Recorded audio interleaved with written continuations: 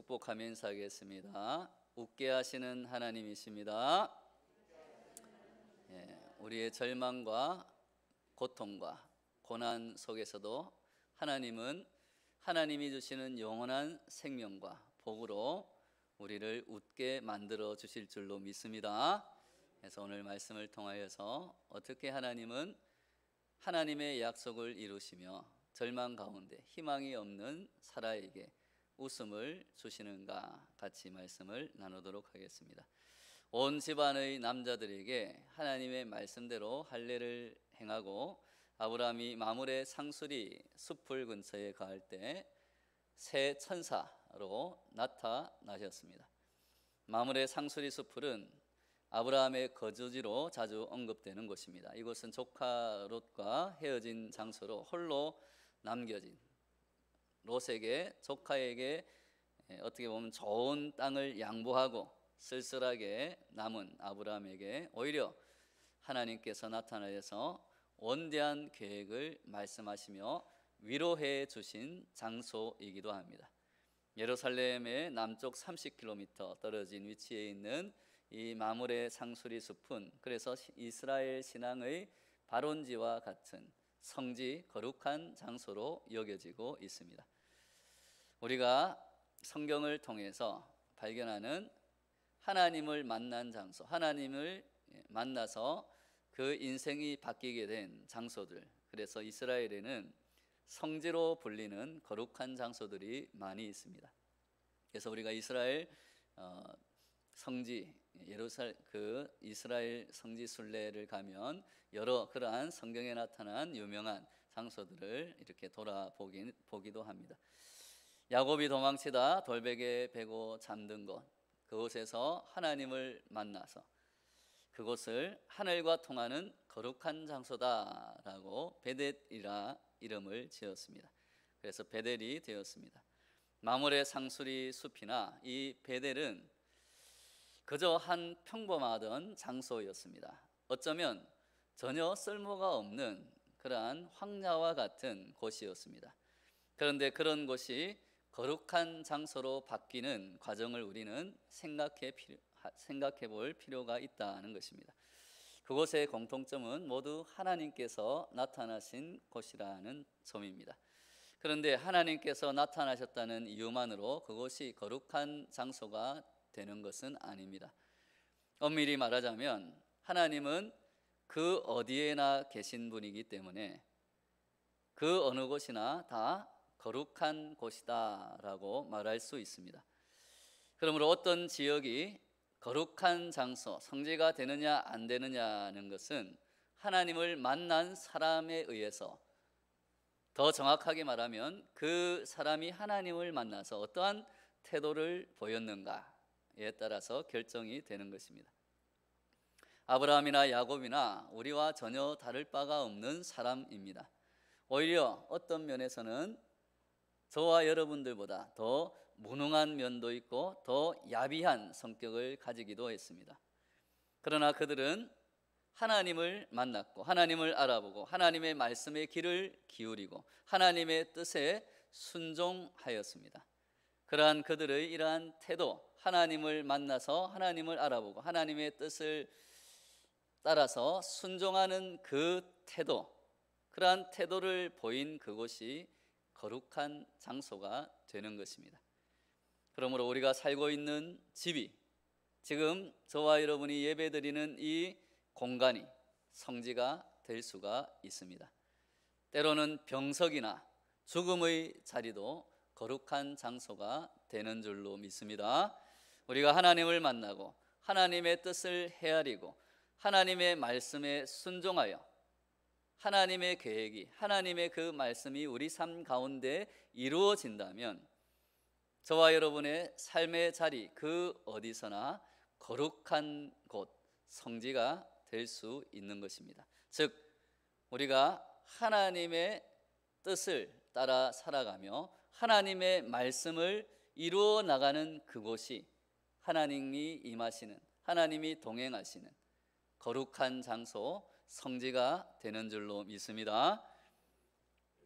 그래서 오늘 예배 가운데 또한 우리의 삶 가운데 하나님의 말씀을 듣고 그 말씀에 순종하여 말씀대로 살아갈 때 우리가 거하는 그 어디나 하나님의 뜻이 이루어지는 하나님 나라 거룩한 성지가 되는 저와 여러분 되시기를 바랍니다. 또 하나 하나님의 사람들에 관한 것입니다. 오늘 본문에는 세 사람이 등장하고 있습니다. 이 사람들은 하나님 자신일 수도 있고 천사일 수도 있습니다. 세 사람이 어떤 존재이든지 이 말씀에서 가장 중요한 것은 하나님의 약속의 말씀, 하나님의 뜻이 중요하다는 것입니다. 친히 나타나시든 또는 다른 존재를 보내시든 그것이 중요한 것이 아니라 핵심은 하나님의 뜻이 드러나고 그 뜻이 사람들에게 받아들여지는가의 여부가 중요하다라는 것입니다. 많은 사람들이 예수님에게 표적을 구했습니다. 그 표적을 직접 눈으로 보면 내가 당신을 믿겠습니다. 그래서 저희에게 표적을 보여주십시오. 저희가 믿겠나이다 라고 예수님에게 요구했던 사람들이 있었습니다. 그러나 그런 사람들의 요청을 예수님께서는 단호하게 거절하였습니다. 굉장한 표적이나 기적을 통하여 드러나는 하나님의 뜻보다 예수님의 그 말씀, 지금 우리에게는 성경 말씀을 통하여서 전해지는 하나님의 계시가, 하나님의 뜻이 훨씬 더 소중하다라는 것입니다. 성경은 하나님의 현현, 즉 하나님의 나타나심 그 자체이며 꿈이나 환상에 우선하는 최종적인 계시임을 우리는 믿어야 합니다. 그래서 복 있는 사람은 오직 여호와의 율법을 주야로 묵상하는 사람이 되는 줄로 믿습니다. 매일매일 말씀을 읽으며 묵상하는 복 있는 사람이 되시기를 바랍니다. 하나님의 말씀인 성경을 묵상하고 그 말씀대로 살아가려고 노력할 때 저와 여러분이 있는 그곳이 그 어디나 하나님의 뜻이 드러나고 이루어지는 거룩한 장소가 되기를 바랍니다. 이러한 사실을 마음에 새기며 오늘 말씀을 묵상하도록 하겠습니다. 하나님의 사자 세 사람이 아브라함에게 다가왔습니다. 3절에서 아브라함은 그들의 존재를 알아보고 무릎을 꿇으며 이렇게 말합니다. 내 주여, 내가 주께 은혜를 입었사오면 원하건대 종을 떠나 지나가지 마시옵고 라고 말하고 있습니다. 아브라함은 그들을 한눈에 하나님이 보내신 사람들이다, 즉 하나님이다 라는 것을 알아본 것입니다. 그래서 그들을 서슴없이 주여라고 부르고 있습니다. 즉 하나님과 동일시한 것입니다. 이것은 다른 나라에 파견하는 대사가 그 나라를 대표하듯이 하나님이 보내신 사람들, 하나님의 사자, 하나님의 천사가 하나님을 대신하는 것과 같은 이치입니다. 그래서 아브라함은 그들을 하나님과 같이 지극히 대접하였습니다. 다음부터 진행되는 장면에 주목해 봅니다. 성경에는 수많은 하나님의 속성이 나타납니다. 그래서 전지전능하신 하나님, 엘샤다이 하나님, 전쟁에서 승리케 하시는 하나님, 또는 살아계신 하나님, 감찰하시는 하나님, 심판하시는 하나님, 자비로우신 하나님, 생명의 원천이 되시는 하나님, 창조주 하나님, 때로는 시험하시는 하나님, 또 질투하시는 하나님, 용서하시는 하나님 등등 하나님에 대한 여러 가지 호칭이 있습니다. 하나님의 속성이 그 사건마다 드러나는 것입니다. 그런데 오늘 우리들은 웃게 하시는 하나님을 만나게 됩니다. 식사가 끝난 다음 그들이 사라를 찾았습니다. 아브라함은 사라가 장막에 거하고 있다고 대답합니다. 그러자 하나님께서 아주 중요한 말씀을 하십니다. 내년 이맘때 내가 반드시 내게 돌아오리니 내 안에 사라에게 아들이 있으리라고 말씀해 주셨습니다. 그런데 이 말씀을 사라가 장막 안에서 듣고 사라가 보인 반응이 아주 재미있습니다. 12절 말씀 우리 같이 읽어보겠습니다. 12절 말씀, 사라가 속으로 웃고 이르되 내가 노쇠하였고 내 주인도 늙었으니 내게 무슨 즐거움이 있으리요. 아니 12절만 읽겠습니다. 좀 이따 14절 읽고요. 예, 이미 그 아브라함과 사라 이 두 사람은 너무 늙었다. 또 나도 이미 이제 임신할 수 있는 상태가 훨씬 지나버렸다.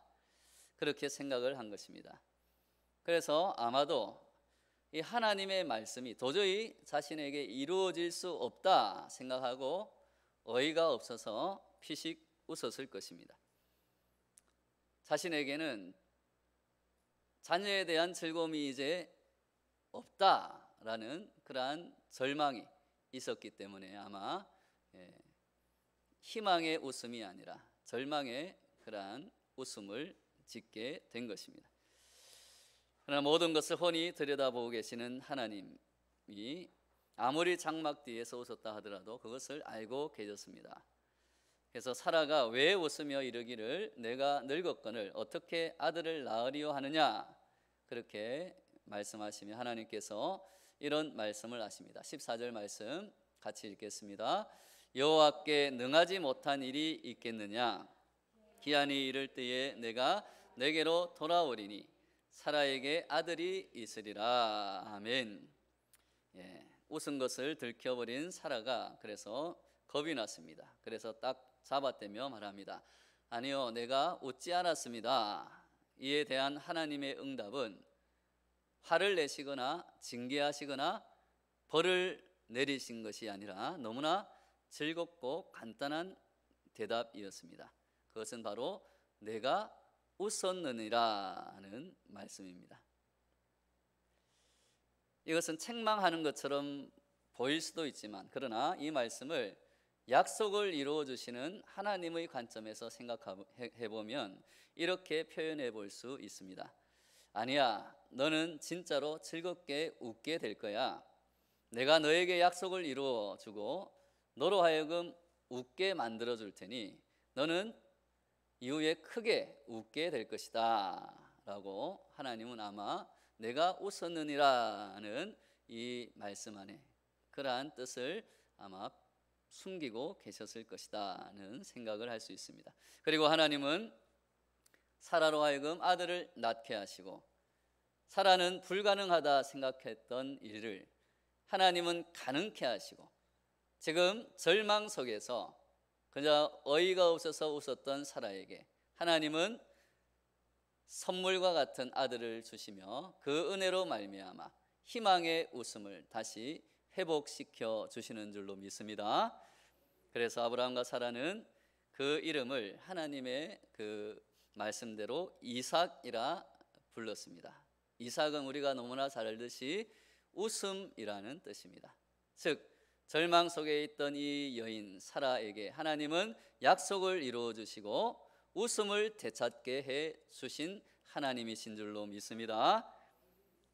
아브라함과 사라는 그래서 그 이삭을 볼 때마다 웃었을 것입니다. 첫째는 하나님께서 불가능한 일을 가능하게 해 주셔서 그래서 약속을 지켜주셔서 그 아들을 주신 것이 너무나 기뻐서 웃었을 것이고, 둘째는 이때 이 일을 생각하며 또한 웃었을 것입니다. 하나님께서는 그의 자녀인 우리들에게 웃음을 주시는 분입니다. 죄와 죽음에서 절망하며 희망이 없이 살아가던 죽을 수밖에 없던 우리들, 예수님의 십자가에 나타난 그 사랑으로 용서하시고 구원하셔서 우리에게 영생과 복을 주시며 다시금 믿음과 소망과 사랑을 되찾게 하시고 기뻐하며 웃게 만들어주시는 하나님이신 줄로 믿습니다. 이 하나님이 주시는 이 구원의 기쁨과 웃음은 우리가 생각하는 것보다 훨씬 더 중요한 것입니다. 이 희망의 웃음을 가장 중요한 것으로 본 사람이 있습니다. 우리가 잘 아는 유명한 빅터 프랭클 박사입니다. 이분은 저명한 유태인 정신과 의사입니다. 이분이 창안한 치료법이 바로 로고테라피로 우리는 의미요법이라고 번역을 했습니다. 2차 세계대전 중에 빅터 프랭클 박사는 아내와 자녀들이 독일군에게 비참하게 살해당했습니다. 그리고 이 빅터 프랭클 박사도 체포되었습니다. 체포 당시 그의 품에는 그의 첫 번째 저서의 원고가 있었습니다. 무자비한 독일군들은 그 원고를 압수하고 모두 불태워 버렸습니다. 모든 것을 잃고 아내와 자녀들을 잃고 마지막 그의 정신적인 아들인 그 원고마저 불태워졌을 때 그는 더 이상 살 의미가 없다라고 생각이 들었습니다. 모든 옷이 벗겨지고 그에게는 앞서 죽은 유태인의 옷이 넘겨졌습니다. 넋이 나간 그는 기계적으로 그 옷을 입었습니다. 그런데 그의 손가락에 무엇인가가 감지되는 것이 있었습니다. 그것은 옷 솔기에 교묘하게 감춰진 종이 조각이었습니다. 수용소에 배치되고 감시가 없어진 틈을 타서 조심스럽게 그 종이 조각을 펼쳐 보았습니다. 아주 작은 낡은 종이에 이런 말이 기록되어 있었습니다. 그 말은 바로 쉐마 이스라엘, 우리가 너무나 잘 아는 들으라 이스라엘이라는 말이었습니다. 그 말씀을 대하자 갑자기 어디선가 하나님의 음성이 들려오는 것 같았습니다. 쉐마 이스라엘, 그는 하나님께서 직접 이 절망의 그곳에서 자신에게 말씀하시는 하나님의 음성을 듣고 그에게 주시는 사명을 들었습니다. 그렇다, 여기에서도 나만이 알 수 있는 일이 있을 것이다. 사람들에게, 내가 죽더라도 사람들에게 어떤 희망을 줄 수 있는 그러한 일들을 할 수 있을 것이다. 그것을 찾자라는 생각이 들었습니다. 다시 그의 마음속에 소망이 일기 시작했습니다. 그는 죽음의 수용소에서 수많은 사람들을 만났고 그들을 대하며 연구를 시작했습니다. 그리고 창안한 것이 바로 의미요법입니다. 진정한 생의 의미를 아는 사람은 어떤 상황에서도 인간의 존엄성을 지키며 살아간다는 것입니다. 아무리 건강하고 젊어도 삶의 의미가 없으면 죽음의 수용소에서 들어오는 순간부터 서서히 시들해지며 죽어간다는 것입니다. 약하고 그러나 늙고 힘이 없으나 삶의 의미를 찾은 사람들은 그 죽음의 수용소에서도 웃음을 잃지 않고 어떠한 폭력과 멸시와 죽음 앞에서도 고고한 자존감을 지키고 때로는 자신에게 할당된 그 귀중한 작은 빵도 기꺼이 다른 사람에게 양보하는 사람이 있는 것입니다. 지옥과 같은 상황 속에서도 다른 사람들에게 끊임없이 용기와 소망을 주는 사람이 있고 때로는 기꺼이 다른 사람을 대신해서 가스실에 들어가는 사람들도 있었습니다. 그 사람들이 바로 생의 참 의미를 깨달은 사람들이다고 빅터 프랭클 박사는 기록하고 있습니다. 훗날 기적적으로 아우슈비츠 수용소에서 살아남은 그는 고귀한 책을 몇 권 남겼습니다. 우리가 잘 아는 죽음의 수용소에서, 그리고 생의 의미를 찾아서라는 책입니다. 그는 이렇게 말합니다. 저는 저의 비좁은 감방에서 주님을 불렀습니다. 그리고 주님은 자유로운 공간에서 저에게 응답하셨습니다. 그는 지옥과 같은 상황에서 오랜 시간 무릎을 꿇고 주님을 애타게 찾았습니다. 그러자 자유로운 하나님께서 갇혀있는 그에게 응답을 하셨고 그의 몸은 비록 갇혀 있었으나 그의 영혼은 자유롭게 풀어주셨습니다. 그 이후 그에게 새로운 삶이 시작되었습니다. 비록 인간이 행할 수 있는 최악의 가장 악랄한 폭력이 난무하고 인간의 생명은 한 조각 빵보다도 가치가 없는 죽음의 수용소였지만 그는 그 이후 하나님이 자신에게 주신 약속과 뜻을 알고 하나님이 주시는 소망과 웃음을 잃지 않았습니다. 죽음의 수용소에서라는 그의 저서는 이런 말로 끝을 맺고 있습니다.